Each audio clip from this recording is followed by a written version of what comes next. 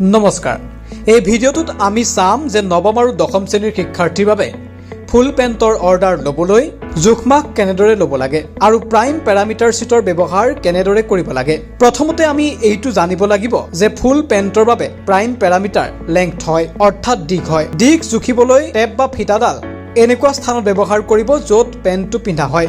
জোখ লোৱাৰ সময়ত শিক্ষাৰ্থীগৰাকী চিধা হৈ থাকিব লাগিব আৰু তললৈ চাব নালাগিব। ইয়াত দেখা পোৱা গৈছে দিক অৰ্থাৎ লেংথ 36 দেখাইছে, যিটো ছাত্ৰ বা ছাত্ৰীগৰাকীৰ শৰীৰৰ জোখ হয়। প্ৰাইম পেৰামিটাৰ शीट অনুসৰি 36 টু 34.25 ৰ পৰা 36 ৰ ৰেঞ্জত আহে। সেয়েহে ইয়াৰ কৰেছপণ্ডিং সাইজ 36 হয়। এতিয়া দ্বিতীয় পেৰামিটাৰ ৱেষ্টৰ জোখলৈ আহিম। কমৰ জোখাৰ সময়ত ফিটাডাল চাৰ্টৰ ওপৰত ৰাখিব লাগিব। ইয়াত কমৰৰ জোখ 27 আহিছে। সাইজ 36 ৰ বাবে ৰেঞ্জ 25 ৰ পৰা 31 হয় আৰু 27 ইয়াৰ ভিতৰত আছে। সেইবাবে 36 সাইজ ইয়াৰ বাবে উপযুক্ত। এতিয়া আহিছো দ্বিতীয় গৰাকী প্ৰাৰ্থীৰ ক্ষেত্ৰলৈ। দিক জুখিবৰ বাবে ফিটাডাল তাৰ পৰা ব্যৱহাৰ কৰক য'ত পেণ্টটো পিন্ধা হয়। ইয়াৰ দিক অৰ্থাৎ লেংথ 37.75 দেখাইছে, যিটো 38 ৰেঞ্জৰ সাইজত আহে। এতিয়া সেকেন্ডাৰী পেৰামিটাৰ অৰ্থাৎ কমৰৰ জোখলৈ আহিছো।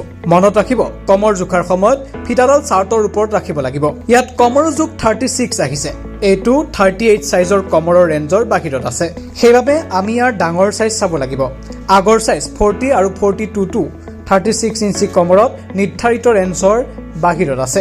কমৰ অনুসৰি 31 ৰ পৰা 38 ৰ ৰেঞ্জৰ ভিতৰত 36 আহে, যিটোৰ কৰেছপণ্ডিং সাইজ 42 XL হয়। সেইবাবে ইয়াৰ বাবে 42 XL সাইজেই উপযুক্ত। দিক অলপ বেছি হ'ব পাৰে, কিন্তু কমৰৰ উপযুক্ত ফিটিঙৰ বাবে 38 ৰ সলনি 42 XL বাছনি কৰাটো উপযুক্ত। এনেদৰে প্ৰাইম পেৰামিটাৰ शीट আৰু মেজাৰমেণ্টৰ সহায়ত দুয়োগৰাকী প্ৰাৰ্থীৰ বাবে সঠিক সাইজৰ অৰ্ডাৰ প্লেচ কৰিব পাৰি। ধন্যবাদ।